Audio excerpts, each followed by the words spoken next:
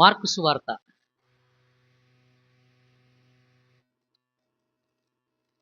మొదటి అధ్యాయం 35వ వచనం నుంచి 39వ వచనం వరకు. మార్కు సువార్త మొదటి అధ్యాయం 35 నుంచి 39 వచనాలు నేను చదువుతాను. మీరు నాతో పాటు చెప్పండి.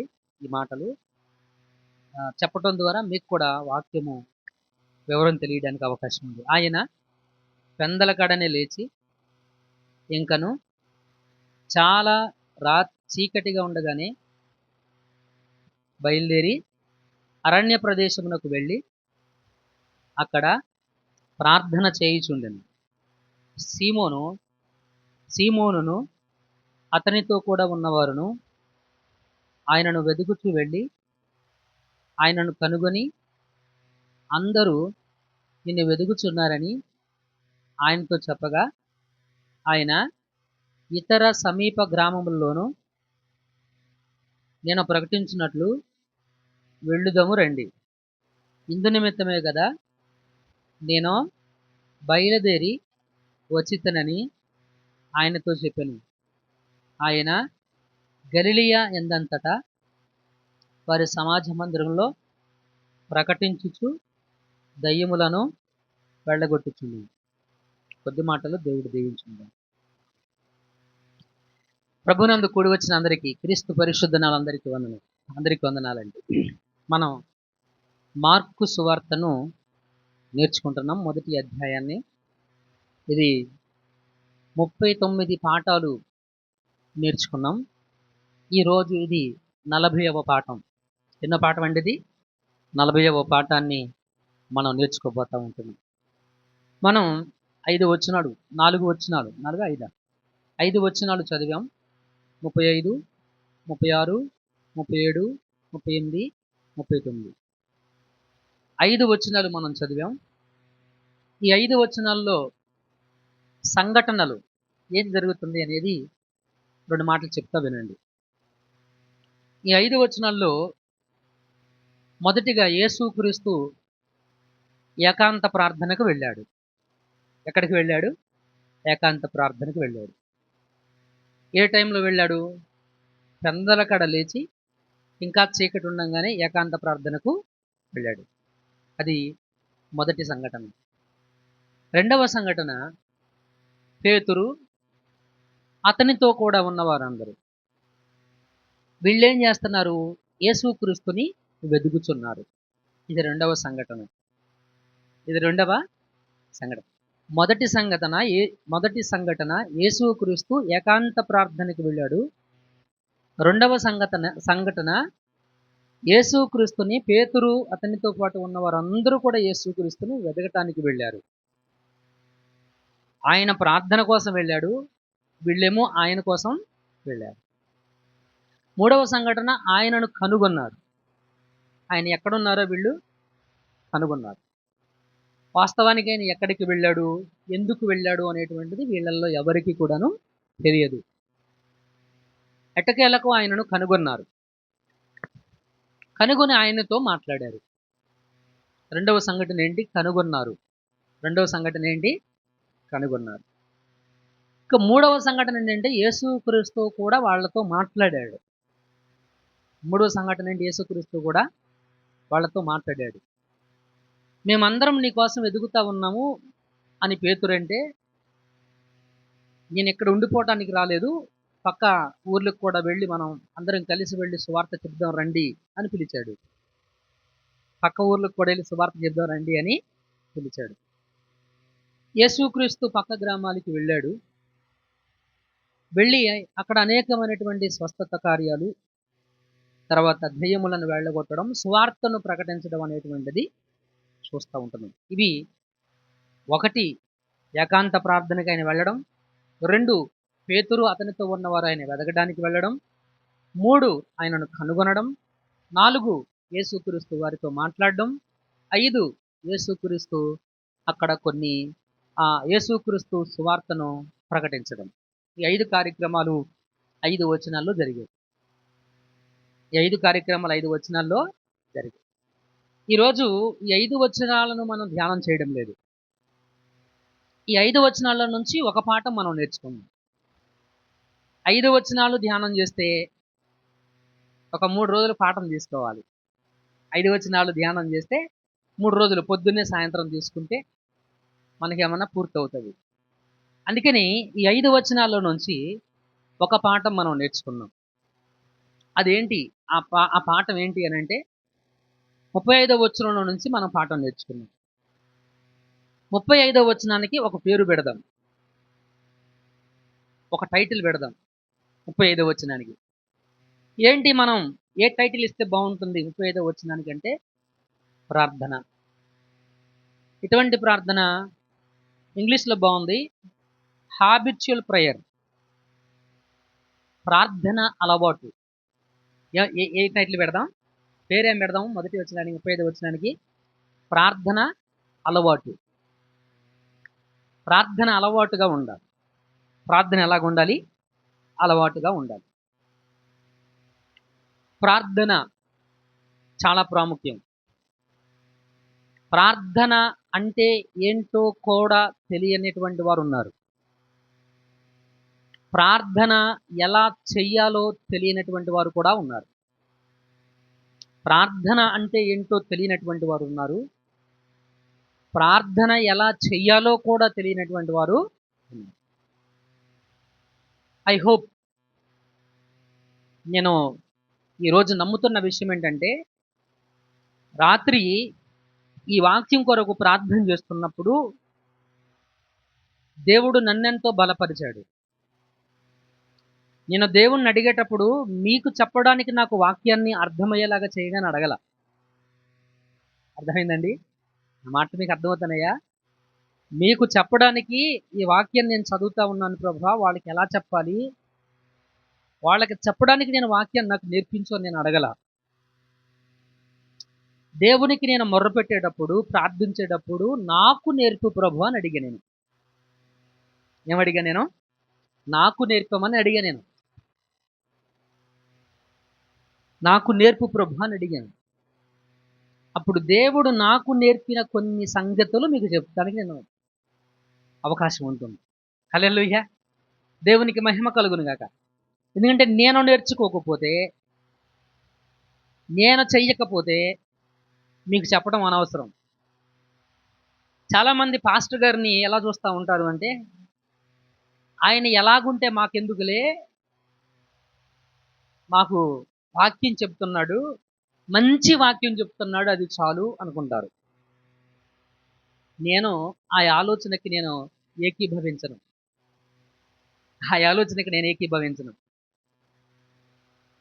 ఇక్కడ నిలవబడి, వేదిక మీద నిలవబడి చెప్పేవాడి నోటి నుంచి వచ్చే వాక్యము ఎంత ప్రాముఖ్యమో, ఇక్కడ నిలవబడి చెప్పేవాడు కూడా అంతే ప్రాముఖ్యం. అర్థమవుతుందా అండి? సంఘము ఈ విషయంలో బహు జాగ్రత్త కలిగి ఉండాలి. చాలా జాగ్రత్త కలిగి ఉండాలి సంఘం. చాలా మందిలో ఉన్నటువంటి అభిప్రాయం అదే. ఏది? ఆయన ఎలా ఉంటే మాకెందుకు, ఆయన వ్యక్తిగత జీవితం ఎలాగుంటే మాకెందుకు, ఆయన ఎలా మాట్లాడితే మాకెందుకు, మాకు మంచి వాక్యం చెబుతున్నాడు చాలు. అది చాలా దురాలోచన. అది చాలా దురాలోచన, మంచి ఆలోచన కాదు. వాక్యం చెప్పేవాడి జీవితం కూడా ఇంపార్టెంటే. వాక్యాన్ని బోధించేవాడు ప్రార్థనాపరుడు కాకపోతే, వాక్యాన్ని బోధించేవాడు వాక్యానుసారంగా జీవించకపోతే, వాక్యాన్ని బోధించేటువంటి వాడు వాక్యంలో నుంచి మంచి విషయాలు మీకు చెప్పి చెడ్డవి చేస్తే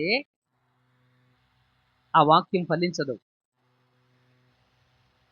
ఆ వాక్యము ఫలించదు. సహజంగా విశ్వాసులు ఏం చూస్తారు? కొంతమంది కొన్ని సంఘాల్లో పాస్టర్ గారికి డబ్బులు ఉన్నాయా లేవా, డబ్బు ఉన్నవాడా కాదా, ఉంగరాలు ఉన్నాయా లేవా చేతికి, పాస్టర్ గారి బట్టలు ఇస్త్రీ చేసి ఉన్నాయా లేవా,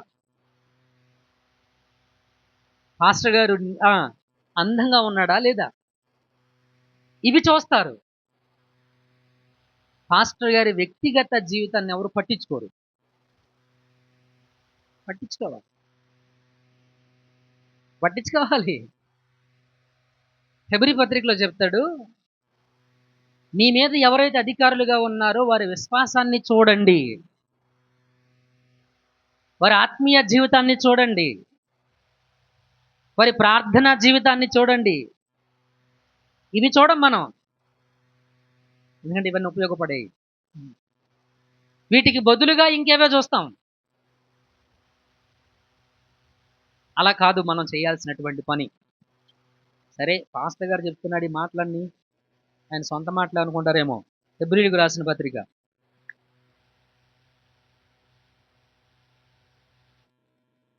హెబ్రీయులకు రాసినటువంటి పత్రిక 7వ వచనం 13వ అధ్యాయం.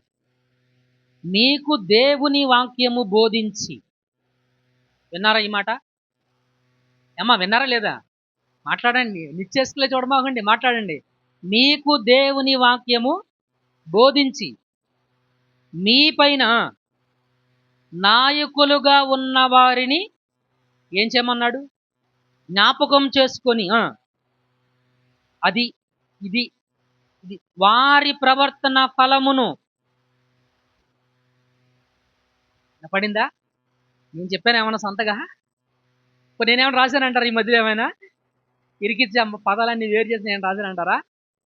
వారి ప్రవర్తన ఫలమును శ్రద్ధగా తలంచుకొనుచు వారి విశ్వాసమును అనుసరించుడు. మీ మీద వాక్యము బోధించి మీకు అన్ని సేవ చేసేటువంటి నాయకుడు, వాడి వ్యక్తిగత జీవితం, వాడి కుటుంబ జీవితం, వాడి ప్రవర్తన, ఇవి ముఖ్యం. Which are very important. అవి ఎవరికి అనుకూలంగా ఉండాలి? మీకు కాదమ్మా. పాస్టర్ గారు మాకు అనుకూలంగా ప్రవర్తించడంలో తీసవతల పడేద్దాం, పాస్టర్ గారు మేము చెప్పింది చేయటం లేదు, పాస్టర్ గారు మేము చెప్పింది వినడం, మీకు అనుకూలంగా కాదు. వాక్యానికి అనుకూలంగా ఉన్నాడా లేదా? వాక్యానుసారముగా ఉన్నాడా లేదా? ప్రార్థనా జీవితం ఉందా లేదా? విశ్వాస జీవితం ఉందా లేదా?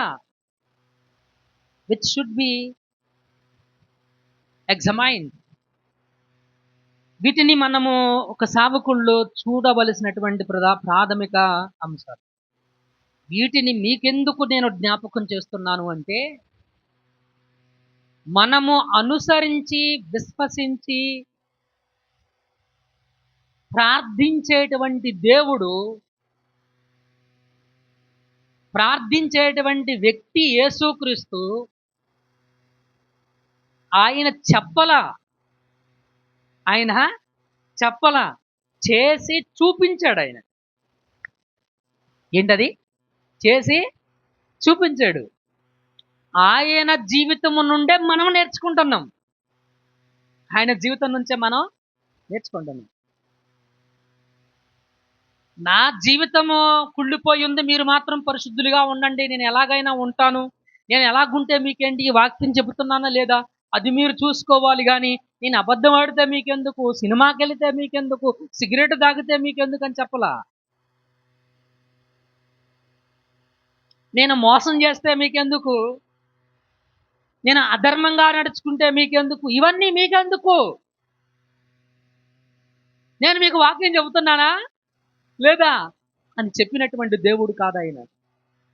That's not our God lord. మన దేవుడు అది కాదు. మన దేవుని సంగమం 35వ వచనం మనకు నేర్పిస్తున్న సత్యము యేసుక్రీస్తు పర్సనల్ లైఫ్.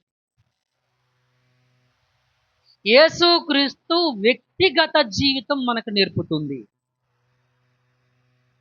యేసుక్రీస్తు యొక్క వ్యక్తిగత జీవితాన్ని మనకు బయలుపరిచింది వాక్యం.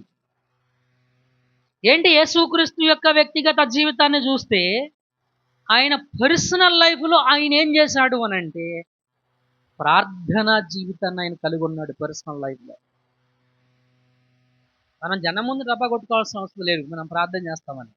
జనం ముందు కాదు, జనం ముందు అఫ్కోర్స్ కొన్ని సందర్భాలు వచ్చినప్పుడు చేయక తప్పదనుకోండి, కానీ నీ పర్సనల్ లైఫ్లో ఉండాలి ప్రార్థన. నీ పర్సనల్ లైఫ్లో ఏమి ఉండాలి? ప్రార్థన ఉండాలి.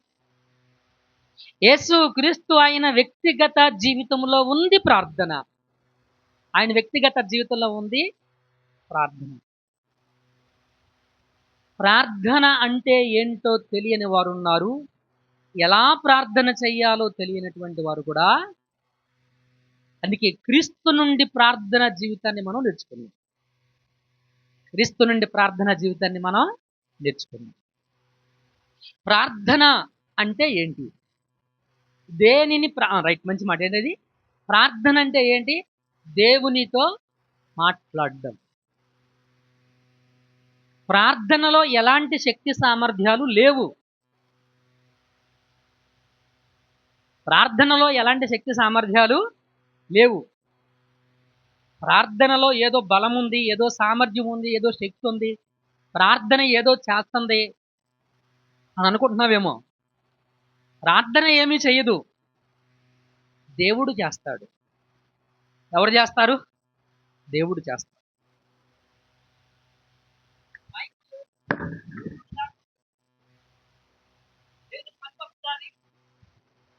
It is the వెజిల్. ఇదేంటండి? పాత్ర. దీనిని నేను వినియోగించినప్పుడే దీనికి విలువ ఉంది. అవునా కాదా?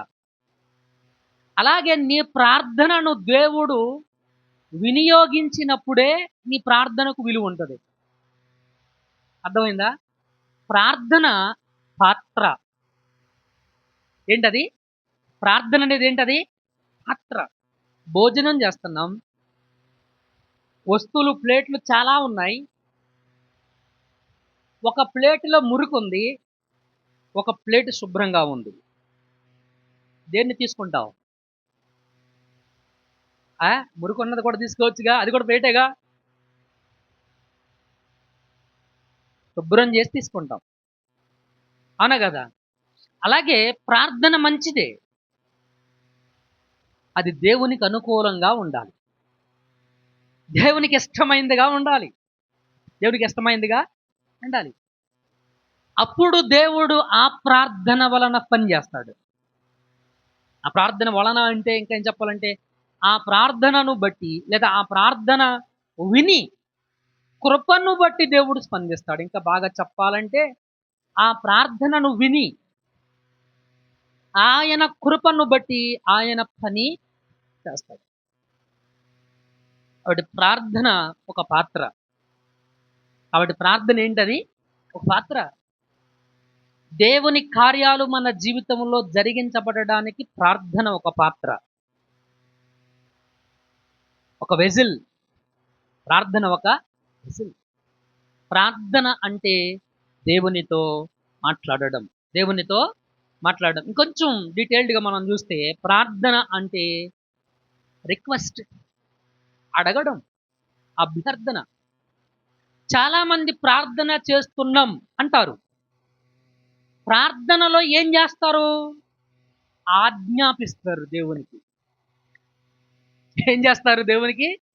ఇది చెయ్యి, అది చెయ్యి. గద్దిస్తారు దేవుణ్ణి. ఏం చేస్తారు? దేవుణ్ణి గద్దిస్తారు. ఏమని? యేసు నామములో అడుగుతున్నాం, చెయ్యి, దయ్యాన్ని ఎలగొట్టు. కమాండింగ్. ఎవరంటే ఎవరి నామంలో? మళ్ళీ అది దానికి దేవుని పేరు పెట్టడం ఒకటి. మళ్ళీ యేసు నామంలో ఏం చేయాలంటే దయ్యాన్ని ఎలగొట్టు. ఎవరు చెప్తున్నావు ఆ మాట? ఎలా చెప్తున్నావు ఆ మాట? గద్దిస్తూ. That is not the prayer. That is not the prayer. ప్రార్థన అంటే 3 అంశాలు మిళితమైనటువంటిది. 3 అంశాలు ఉంటాయి ప్రార్థనలో. ఒకటి అభ్యర్థన. ఒకటేంటి? అభ్యర్థన. రెండవది కృతజ్ఞత చెప్పడం. రెండవది ఏంటది? కృతజ్ఞత చెప్పడం. మూడవది భక్తి భావం. ఏ భావం? ఈ 3 ఉన్నదే ప్రార్థన. అభ్యర్థన, కృతజ్ఞత చెప్పడం, లేదా కృతజ్ఞత తెలియపరచడం. అందుకే పేతురు అంటాడు, ప్రతి సమయంలో మీ ప్రతి విన్నపాన్ని కృతజ్ఞతాపూర్వకంగా మీ విన్నపాలు తెలియజేయండి. ఎలాగది కృతజ్ఞతాపూర్వకముగా విన్నపాలు ఏం చేయమన్నాడు? తెలియజేయమన్నాడు. హల్లెలూయా, దేవునికి మహిమ కలుగును గాక. కాబట్టి ప్రార్థన అంటే దేవుణ్ణి గద్దించడం కాదు, దేవునికి ఆజ్ఞాపించడం కాదు, దేవునికి అభ్యర్థన చేయడం, దేవునితో మాట్లాడడం, అడుక్కోవడం కూడా కాదు. అర్థమైందా? అడుక్కోవడం కూడా కాదు, అభ్యర్థన. మీకు జాబ్కి మీరు అప్లికేషన్ పెట్టారు. ఏంటది? అప్లికేషన్ అంటే ఏంటి? గొడవ పడ్డమా?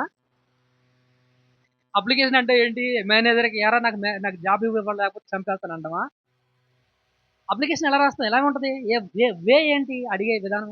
పొలైట్ అంటాం. పొలైట్ అదేనా మా సార్? పొలైట్ అంటే మేడం, పొలైట్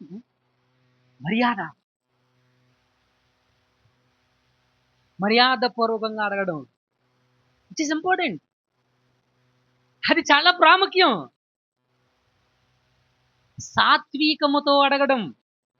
ఇంకా బాగా చెప్పాలంటే ఎలా అడగడం? అది సాత్వికముతో అడగడం. అది ప్రార్థన.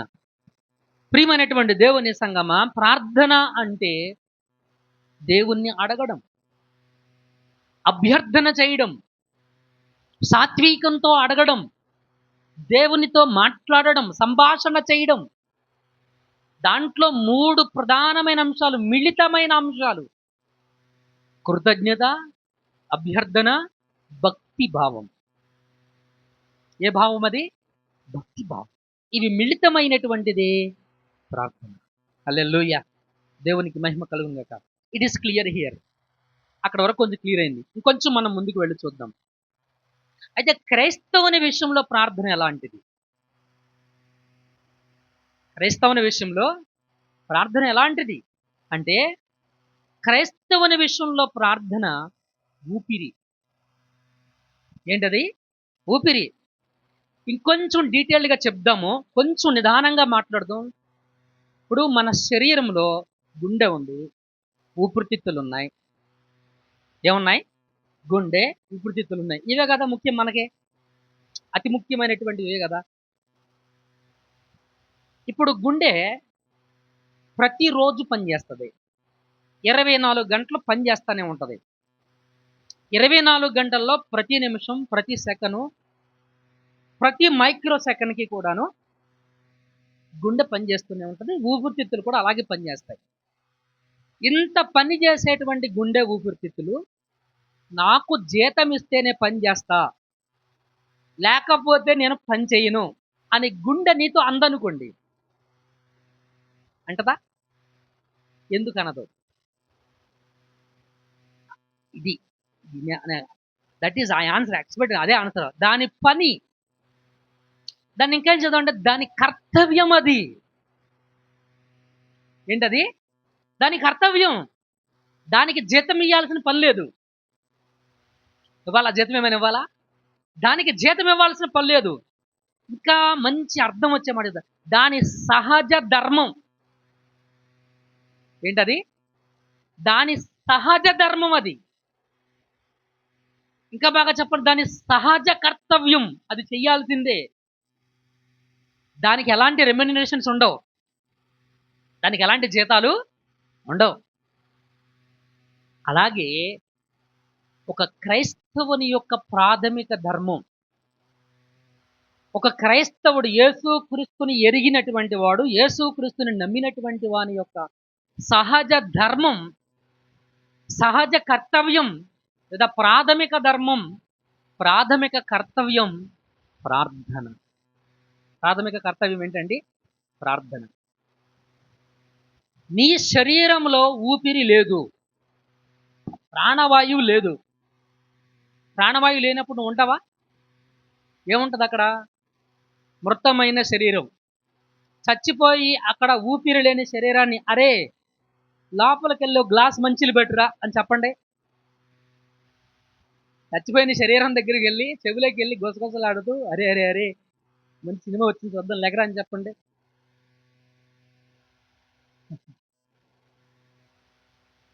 ఏం లేదు దాంట్లో, లేదు. లేకపోవడం వల్ల ఏం లేదు దాంట్లో.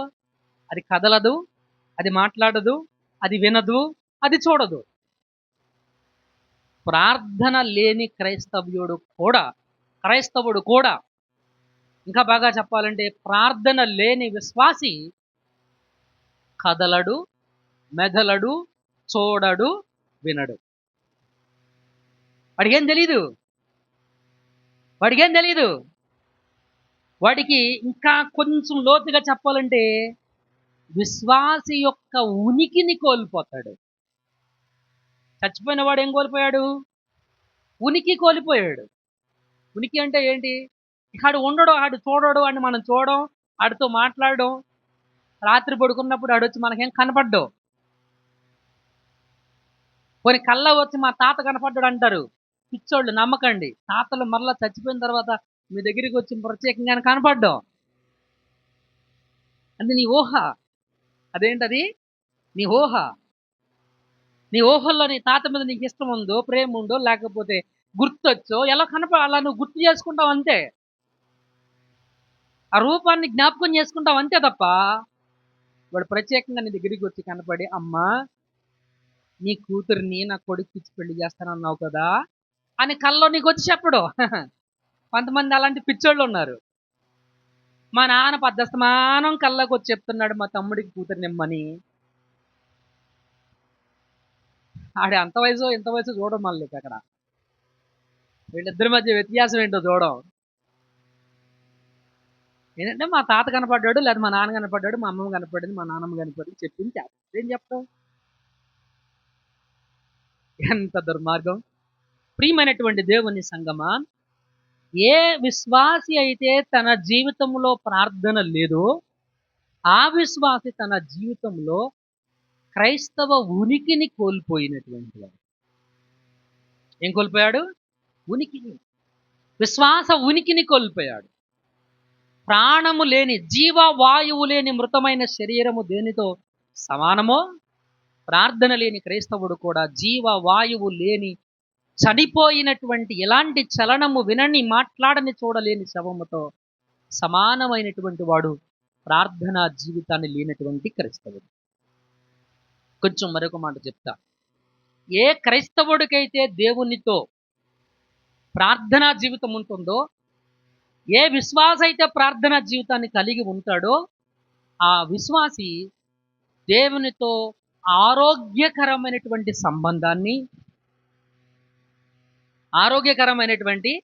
సంబంధాన్ని లేదా సహవాసాన్ని కలిగి ఉంటాడు. ప్రార్థనా జీవితం ఎవరిలో అయితే ఉంటుందో ప్రార్థనా జీవితాన్ని కలిగినటువంటి వాడు ఉనికి కలిగి ఉంటాడు.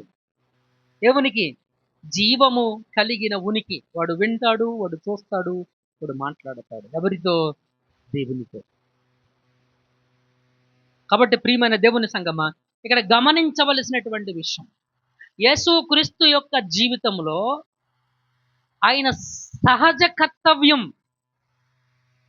ఆయన ప్రాథమిక కర్తవ్యం ప్రార్థన. ఆయన సహజ ధర్మమై ఉన్నటువంటి ప్రార్థనకు ఎంతో ప్రాముఖ్యతనిచ్చాడు. ఆయన ఎంతో ప్రాముఖ్యతనిచ్చాడు. ఊపిరి పీల్చుకోవడం మనకి ఇంపార్టెంటా కాదా చెప్పండి? ప్రాముఖ్యమా కాదా? అవునా కాదా? ఇప్పుడు అక్కడ కోడి పెంటల కుప్ప ఉందండి, దాని పక్కనకి వెళ్ళి నుంచొని పడుకుంటామా? అక్కడ మంచం వేసుకొని ఆ కుప్ప పక్కన ఉంచుంటాం, వాసన తట్టుకోగలం, పీల్చగలమా? Will try to change the place. ప్రాంతాన్ని, ప్లేస్ని మార్చుకునే ప్రయత్నం చేస్తాం. ఎందుకు? మంచి గాలిని చాలండి. అది ప్రాముఖ్యం, మనకి ఇంపార్టెంట్ అది. అవునా కదా? యేసుక్రీస్తు కూడా ప్రార్థన ప్రాముఖ్యం. ప్రార్థన ఏంటది? ప్రాముఖ్యం. ఎంత ప్రాముఖ్యము అంటే మిత్రులరా, ప్రియమైన దేవుని సంగం అక్కడ రాసినటువంటి మాట, ఆయన పెందల కాడ లేచి. ఎప్పుడు లేచాడు ఆయన? పెందల కాడ లేచి. పెందలకాడ ఎప్పుడు లేచాడండి? మీకు అర్థం కావడం కోసం చెప్పాలి.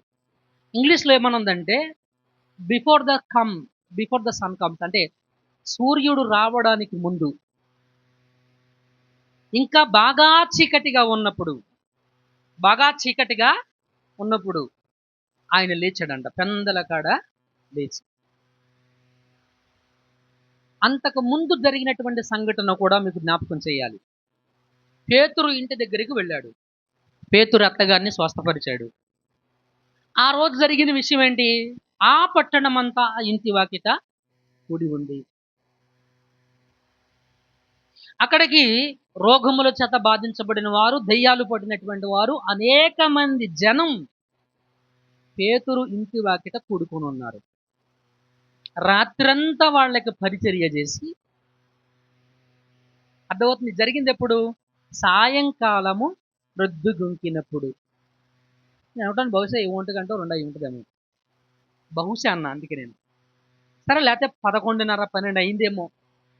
పట్టణం అంతా అన్నాడు కదా, ఒకళ్ళిద్దరు ఉంటారుగా పట్టణం అంతా, మేబీ కానీ 100 మంది అయినా ఉంటారు కదా. అంతమంది జనానికి ఆయన సేవ చేసి ఒక 2 గంటలు 3 గంటల పాటు పడుకొని ఆయన ఏం చేశాడండి?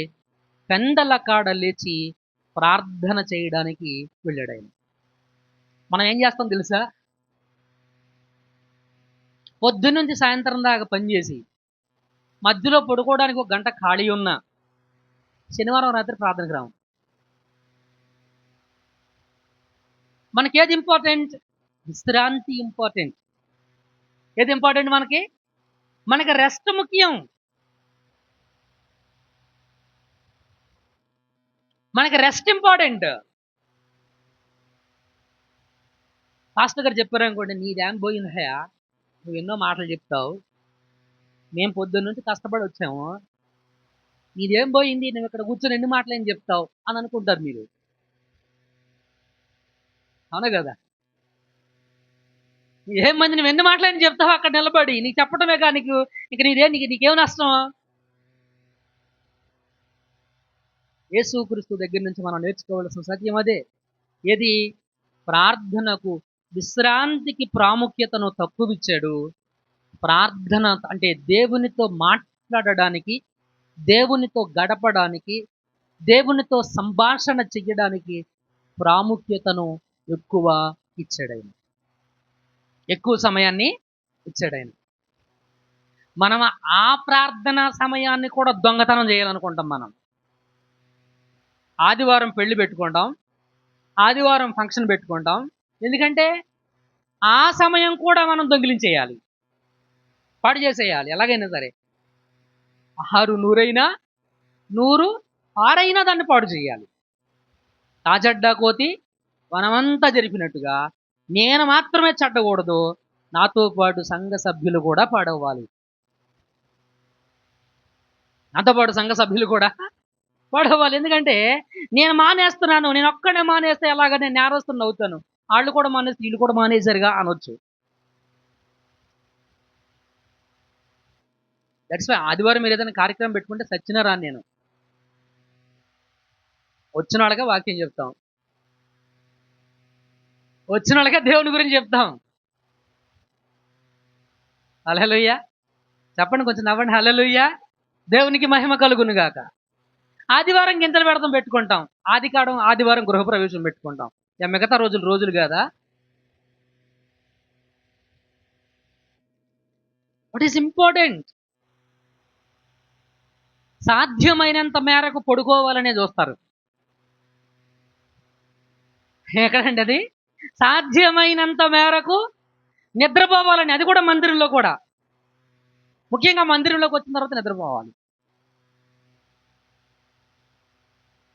వి డోంట్ ఇంపార్టెన్స్, అంటే మనకు అంత ఇంపార్టెన్స్ లేదు ప్రార్థన అంటే, దేవునితో సహవాసం అంటే మనం అంత ప్రాముఖ్యత ఇవ్వటంలా. కానీ క్రీస్తు అలా కాదు. క్రీస్తు తనకు 1 గంట దాకా పనిచేసినటువంటి అతను పెందలకడ అంటే ఇంకా చాలా చీకటి ఉంది అని అంటే బహుశా 3 అయి ఉంటుంది. అంతేనా? 3 గంటలకే చాలా చీకటి ఉంటుంది, 4 గంటలకి కొంచెం తెప్పరిల్తా ఉంటుంది, 5 గంటలకి మరి కొంచెం తెప్పరిల్తా ఉంటుంది. అవునా కదా? 3 గంటలకు లేచాడు ఆయన. విశ్రాంతికి తక్కువ సమయాన్ని కేటాయించి ప్రార్థనలో దేవునితో గడపడానికి ఆయన ఎక్కువ ప్రయారిటీని, ప్రాధాన్యతను ఇచ్చాడు. నేను ఇక్కడ పదం ఉపయోగించానండి. ప్రార్థనకు తక్కువ సమయం అంటే విశ్రాంతికి తక్కువ సమయం అంటే రెస్ట్ని ఆయన ఉపసంహరించుకున్నాడు. ఏం చేశాడు ఆయన? ఉపసంహరించుకోవడం అంటే అర్థం ఏంటి? ఉపసంహరించుకోవడం అంటే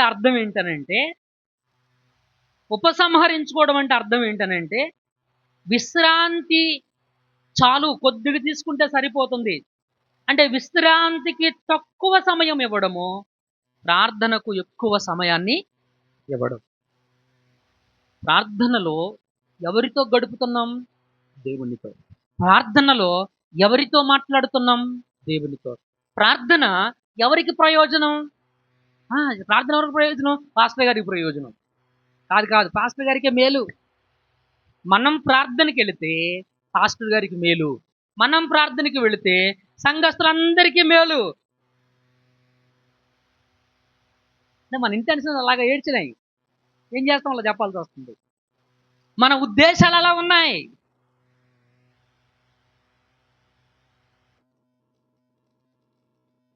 మంచి పాట ఉంటుందండి, మా వదిన గారు పాడారు. ఏంటా పాట అంటే, వచ్చింది వచ్చింది క్రిస్మస్, వచ్చింది వచ్చింది వచ్చింది క్రిస్మస్ పండుగ అనే పాట ఉంటుంది. ఆ పాటలో చదువు పదవు ఉంటే చాలు మందిరాలకు రారంట. ఏముంటే?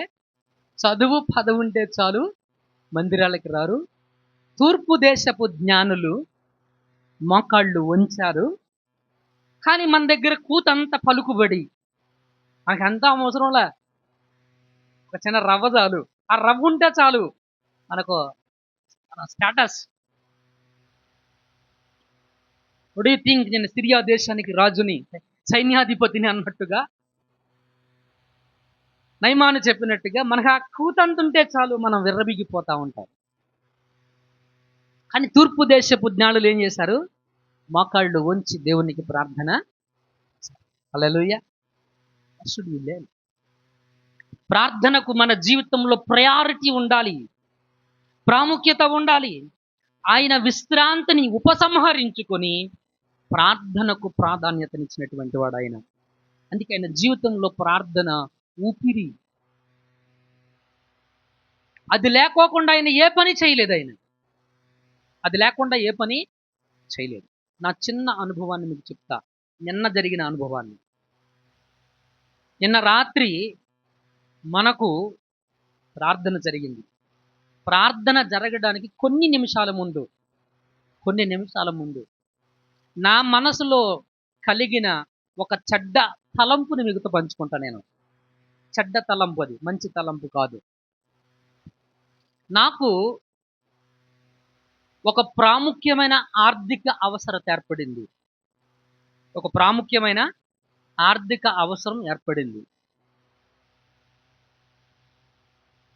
ఈ అవసరం నాకు ఏర్పడినప్పుడు నేను హృదయంలో ఏమనుకున్నానో మీకు చెప్తున్నాను. నా మనసులో అనుకున్నది ఇదంతా కూడా, నాకు ఈ అవసరం వచ్చింది కదా,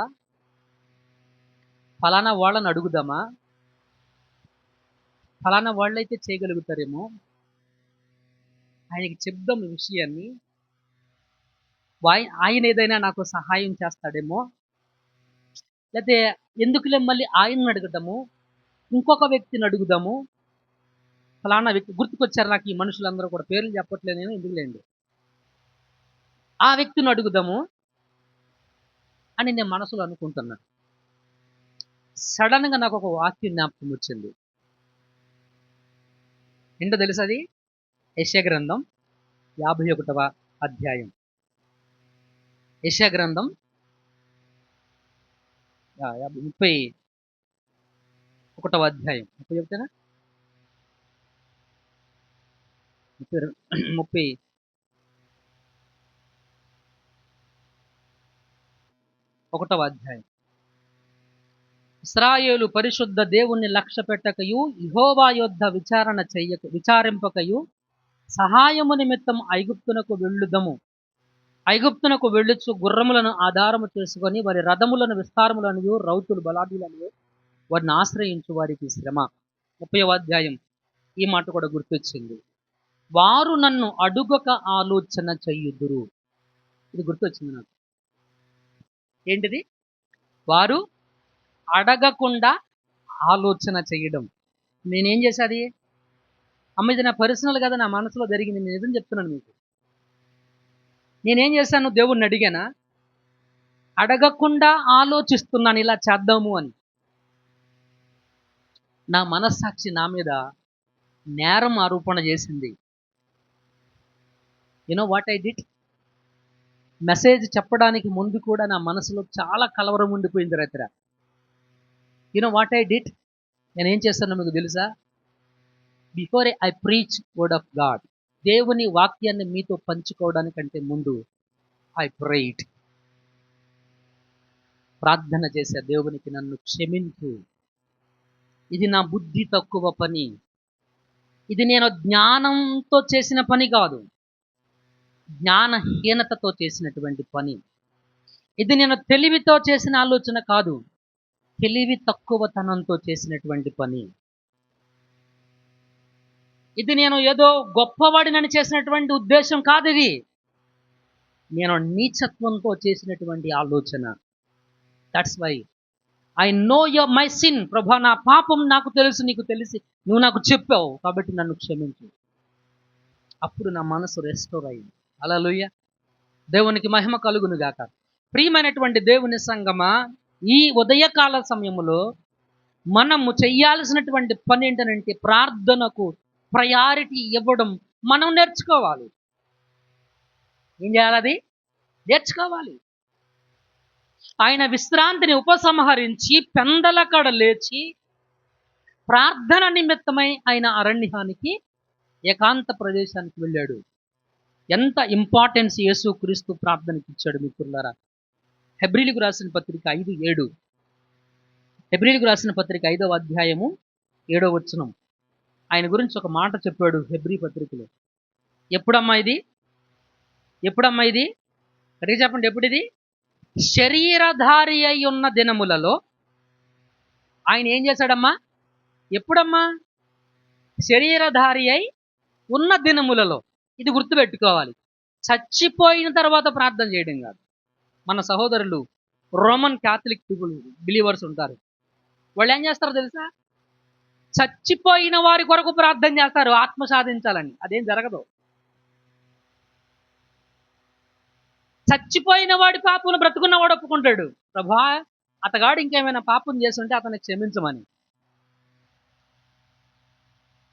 మీకు తెలుసుగా, ధనవంతుడు లాజరు ఎక్కడికి వెళ్ళిన తర్వాత దేవునికి మొర్ర పెడుతున్నాడు? అగ్నిగుండంలోకి వెళ్ళిపోయిన తరువాత ఏం చేస్తున్నాడు? ప్రార్థన చేస్తున్నాడు, అడుగుతున్నాడు దేవుణ్ణి. Is it useful? అది ఉపయోగకరమైందేనా? ఏమాత్రం దానివల్ల బెనిఫిట్స్ ఏమి? కాబట్టి ప్రియమైనటువంటి దేవుని సంగమ గమనించండి, శరీరధారి అయి ఉన్న దినములలో ఆయన ఏం చేశాడు అనంటే మహారోధనతోనూ కన్నీళ్లతోనూ యాచనలు సమర్పించి భయభక్తులు కలిగి ఉన్నందున ఆయన అంగీకరించబడి. హల్లెలూయా, దేవునికి మహిమ కలుగును గాక. శరీరంతో ఉన్నప్పుడు, ఆయన బ్రతికున్నప్పుడు ఆయన ఏం చేశాడు? ఆయన దేనికి ప్రాధాన్యతనిచ్చాడు? ఆయన దేనికి ప్రాముఖ్యతనిచ్చాడు అనంటే ప్రార్థన.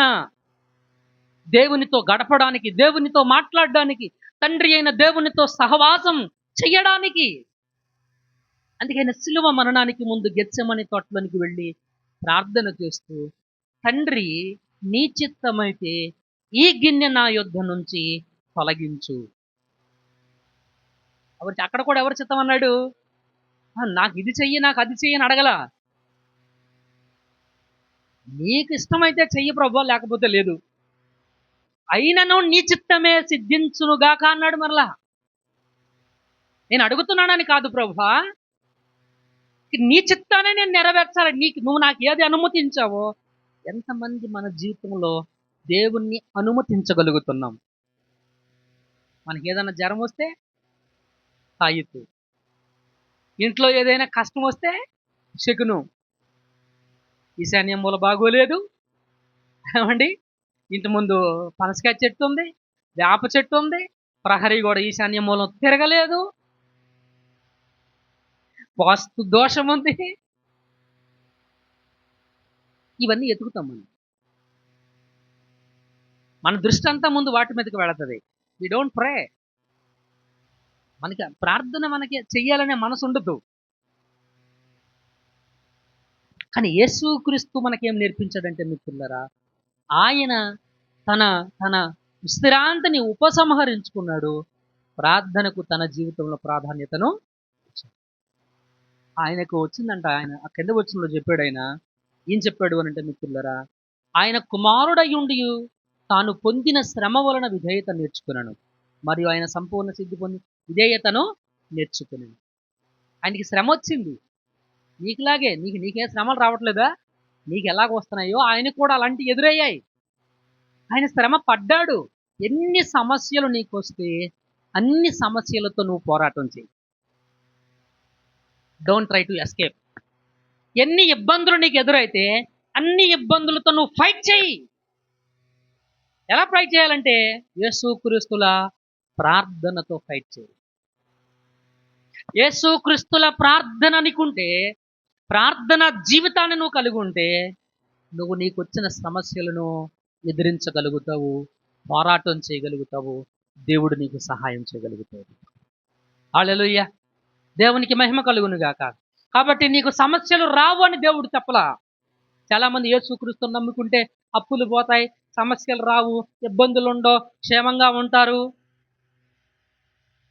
రోగాలు రొప్పులు రావు, ఏవో చెప్తా ఉంటారు పిచ్చి మాటలో. అవన్నీ నమ్మి మీరు మోసపోకండి మిత్రులారా.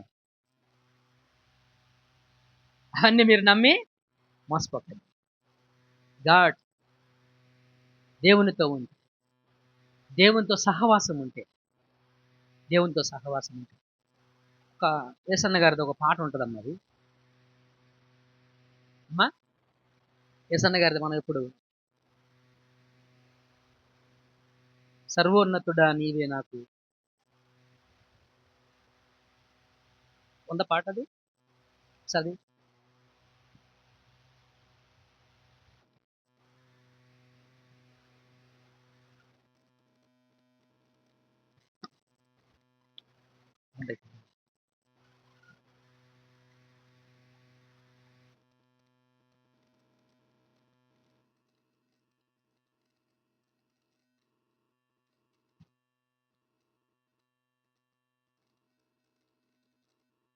హల్లెలూయా. ఇది కాదు, మనం ఫాస్టింగ్ ప్రేయర్స్లో ఆయనతో గడిపినప్పుడు నా బ్రతుకు బ్రతుకుగా మారేనులే అనే పాట ఉంటుంది. నా బ్రతుకు బ్రతుకుగా మారేనులే. సారీ, సుగుణాల సంపన్నుడా. Right, very good. సుగుణాల సంపన్నుడా అనేటువంటి యేసయ్య నీతో జీవించగానే నా బ్రతుకు బ్రతుకుగా మారేనులే, నాట్యమాడెను నాంతరంగము, ఇది రక్షణానంద భాగ్యమే. నాట్యమాడెను నాంతరంగము, ఇది రక్షణానంద భాగ్యమే. సుగుణాల సంపన్నుడా. హల్లెలూయా. ఎంత అద్భుతమైనటువంటి పాట అది. ప్రియమైనటువంటి దేవుని సంఘం, మరి జ్ఞాపకం చేసుకుందాం. How importance God. క్రీస్తుకి క్రీస్తు యొక్క ప్రాథమిక సహజ కర్తవ్యం ఏంటి అని అంటే ప్రార్థన. ఈరోజు నువ్వు నిజమైన విశ్వాసం అయితే నీ జీవితంలో కూడా ప్రార్థన ఉండాలి, నా జీవితంలో కూడా ప్రార్థన ఉండాలి.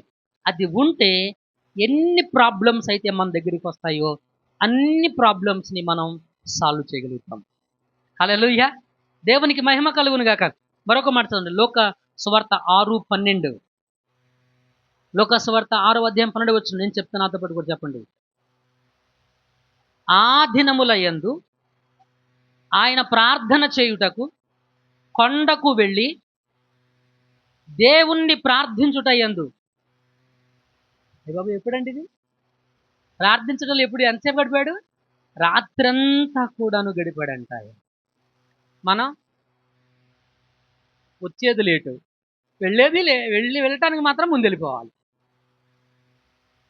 ఏది ఏమైనా గంటన్నర లేటుగానే వస్తాం, కానీ మేము ఇన్ టైంకి అయితే మేము రామంటున్నారు. మీరు ఇన్ టైంకి అయితే మేము రాము అని అంటున్నారు. కానీ వెళ్ళేటప్పుడు మాత్రానికి ఎంతసేపు ప్రార్థన, అంతసేపు మాత్రం ముగించరేంటి, ఉషు వషు తుషు వాటండి. ఏంటి మనం ఎప్పుడు నేర్చుకుంటామండి?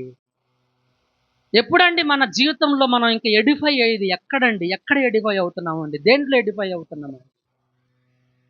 నాకు ఒక కోరిక ఉంది, నేను చెప్తున్నాను, మీతో చాలాసార్లు చెప్పుకుంటాను అనుకుంటాను. ఆల్ నైట్ ప్రార్థన ఒక్క రోజైనా 3 గంటల వరకు నడిపించాలని. 3-4 తెల్లవార్లు నడిపించాలని ఒక బలమైన కోరిక నాలో ఉంది. కాబట్టి ప్రియమైనటువంటి దేవుని సంగమా, అది మీరు దేవునితో అలా ప్రార్థనలో గడిపేంత ఆధ్యాత్మిక విశ్వాస సహవాసం దేవునితో మీకు అటువంటిది ఉంటే అది సాధ్యపడుతుంది. మీ పర్సనల్ జీవితంలో, మీ వ్యక్తిగత జీవితంలో ప్రార్థన అనే దానికి చోటు లేకపోతే గనక అది సాధ్యపడదు. ప్రార్థన అనే దానికి చోటు లేకపోతే అది యేసు క్రీస్తు ప్రార్థన చేయడానికి కొండకు వెళ్ళి రాత్రంతా కూడా ప్రార్థనలో గడిపాడంట. రాత్రంతా కూడా ఆయన ప్రార్థనలో గడిపాడు. కాబట్టి ప్రియమైన దేవుని సంగమా, ఈరోజు 40వ పాఠములో ఒక అంశం మాత్రమే మనం నేర్చుకున్నాం. అదేంటనంటే ఇంపార్టెన్స్ ఆఫ్ ప్రేయర్, ప్రార్థన ప్రాముఖ్యత. క్రైస్తవునికి జీవితంలో ప్రార్థన ఏమై ఉండాలంటే ఊపిరి అయి ఉండాలి. దానికి ప్రాముఖ్యత ఉండాలి. దానికి ఏముండాలండి? ప్రాముఖ్యత ఉండాలి. పని చేసి వచ్చామండి, అలసట వచ్చింది, మేము నిద్రపోతామంటే కుదరదు. అక్కడ అందరూ పనులే చేస్తున్నారు. అర్థమవుతుందండి? అందరూ బోధమవుతున్నారు, అందరూ బట్టలు దుతున్నారు, అందరూ పొలాలకు వెళ్తున్నారు, అందరూ ఇంటి పనులు చేసుకుంటున్నారు, అందరూ ఏదో ఒక పని చేసుకునే వస్తారు. మీరు ఒక్కసారి ఆలోచన చేయండి. అంతకుముందు రాత్రి ఒక మనిషితో గంటల తరబడి కూర్చొని వారి మాట్లాడేది వినడం ఎంత కష్టమో మీకు తెలుసా? సమ్ టైమ్స్ కొంతమంది మామూలుగా ఎవరైనా వచ్చినప్పుడు మాట్లాడేటప్పుడు నిజం చెప్పాలి, ఫాస్ట్ వెళ్ళటానికి ఉండదు. ఎందుకంటే వాళ్ళు మాట్లాడుతున్నారు, వెళ్ళడం కుదరదు. అదంతే కుదరదు, అంతే. అవునా కదండి? అంత ఓపిగ్గా వినాలి. హౌ గాడ్, ఎంత యేసుక్రీస్తుకి ఆ రాత్రంతా కూడాను వారితో గడిపి వారి మాట్లాడిందల్లా విని తెల్లవారుజామున లేచి తను ప్రార్థనకి వెళ్ళాడు. ఎంత ప్రాముఖ్యతను దేవుడు యేసుక్రీస్తు ప్రార్థనకు సమయం ఇచ్చాడు. మనము ప్రార్థనకి ఇచ్చే సమయాన్ని కూడా దొంగిలించేస్తా ఉన్నాం. దొంగతనం అంటే డబ్బులు దొంగతనం చేయడమే దొంగతనం కాదు. ప్రార్థన సమయాన్ని, దేవుని సమయాన్ని దొంగిలించడం కూడా దొంగతనమే. ఒకసారి మిమ్మల్ని మీరు పరిశీలన చేసుకోండి. మోకరించండి, ప్రార్థన చేద్దాం. ఒక్క నిమిషం. దానికంటే ముందు చిన్న సాక్ష్యం చెప్పి నేను ముగిస్తా. నేను పోయిన వారం ఒక విషయం మీకు చెప్పా, బైబిల్ స్టడీస్లో చెప్పాను అనుకుంటాను, పోయిన బుధవారం. దేవుడు నా జీవితంలో ఒక మేలు చేశాడండి. అంతకుముందు 2 వారాల క్రితం అనుకుంటా. అదేంటో మీకు చెప్తానని చెప్పా. దేవుడు చేసిన మేలు చెప్పకపోతే బాగోదు కాదు, మంచిది కాదు. చెప్తాను అందుకని. 1వ తారీఖు దగ్గరికి వస్తుంది. 2వ తారీఖు ఒక బిల్లు కట్టాలి, 3వ తారీఖు ఒక బిల్లు కట్టాలి, 5వ తారీఖు బిల్లు కట్టాలి. ఇంకా 2 బిల్లులు ఉన్నాయి, కానీ తర్వాత 12-15 తారీఖుల్లో. Empty hands.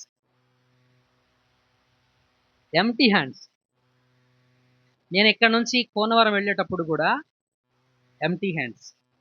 నా బండిలో పెట్రోలు తమ్ముడు కొట్టించాడు. తమ్ముడు కొట్టించిన పెట్రోలే బండిలో ఉంది, నా దగ్గర ఏమీ లేవు. ఆదివారం సండే ఆఫరింగ్ వచ్చింది, కానీ అవి దశంభాగం సగం బియ్యంగా 200-300 మిగిలినవి. అవి తప్ప ఇంకేమీ లేవు అసలు. అక్కడ నుంచి మళ్ళీ తణుకు వెళ్ళాలి, ఏమీ లేవు, ఎంప్టీ హ్యాండ్స్. ఈ మహిళా మండలమే కట్టాలి. పాస్టర్ గారు నేను మాట్లాడుతూ మరి ఎట్లా అండి ఏంటండి అది ఇది అని చెప్పేసి అని ఏదో మాట్లాడుకున్నాం. నేను ఒకటే చెప్పాను, సరేనమ్మా ప్రార్థన చేయి, దేవుడు ఖచ్చితంగా మనకు మేలు చేస్తాడని చెప్పాను. నేను వచ్చేటప్పుడు బండి మీద వస్తూనే దేవుణ్ణి అడుగుతూ, ప్రభువా this is what my problem అని దేవునికి నేను ప్రార్థన చేసుకుంటూ వచ్చాను. దాదాపు భీమడోలు వచ్చిన తర్వాత ఒక ఫోన్ కాల్ వచ్చింది నాకు. ఆ రోజు సాటర్డే బయలుదేరి నేను వస్తూ ఉన్నాను. ఓ ఫోన్ కాల్ వచ్చింది భీమడోలు వచ్చిన తర్వాత. ఏంటి ఆ ఫోన్ కాల్ అంటే, సోమవారం పెళ్ళి ఒకటి ఉంది, మీరు చేయాలి పాస్టర్ గారు అని. I was really wonder. వాస్తవానికి వాళ్ళు మ్యారేజెస్ వచ్చినప్పుడు పెద్ద పెద్ద పాస్టర్ గారు అంటే వాళ్ళ దృష్టిలో డబ్బులు ఉన్నవాళ్ళు పెద్ద పాస్టర్ గారులు అని, వాళ్ళ దృష్టిలో కార్లు ఉన్నవాళ్ళు పెద్ద పాస్టర్ గారులు అని వాళ్ళ అభిప్రాయాలు అలాగ ఉంటాయి. సరే పోనండి, అది మనకు అనవసరం. బట్ అటువంటి పరిస్థితి మ్యారేజ్ మీరు చేయాలి. God met my need. దేవుడు నా అవసరాన్ని ఎరిగినటువంటి వాడు. హల్లెలూయా. ఎప్పుడు చేయగలుగుతాడు? దేవునితో మనం ఎప్పుడైతే ఒక తండ్రి లాంటి, ఒక స్నేహితులు లాంటి, ప్రార్థన మన జీవితంలో ఎప్పుడైతే ఊపిరిగా మనం ఎన్నుకున్నామో, ప్రార్థనకు మనం ఇచ్చామో, అప్పుడు దేవుడు మన అవసరాన్ని, మీ అవసరత మీరు అడగటానికంటే ముందుగానే ఎరిగినటువంటి వాడు దేవుడు. ఫ్రీగా దేవుడు నాకు ఇవ్వాల, నువ్వు పని చేయి జీతం ఇస్తానన్నాడు. పని చేశాను, జీతం ఇచ్చాడు, నా అవసరం. హల్లెలూయా. పని చేయకోకుండా ఆకాశం తెరువు ప్రభువా, చేతితో పంపించు అక్కడి నుంచి. That is not the prayer. ఆకాశం ఏం తెరవడం, నువ్వు పని చేయి, గాడ్ విల్ బ్లెస్. నువ్వు పని చేయి, గాడ్ విల్ బ్లెస్. హల్లెలూయా. దేవునికి మహిమ కలుగును గాక. ఇప్పుడు మోకరించండి, ప్రార్థన చేద్దాం. మోకరించండి. దేవుని వాక్యాన్ని మనం విన్నాం, ఆరాధన వాక్యం విన్నాం.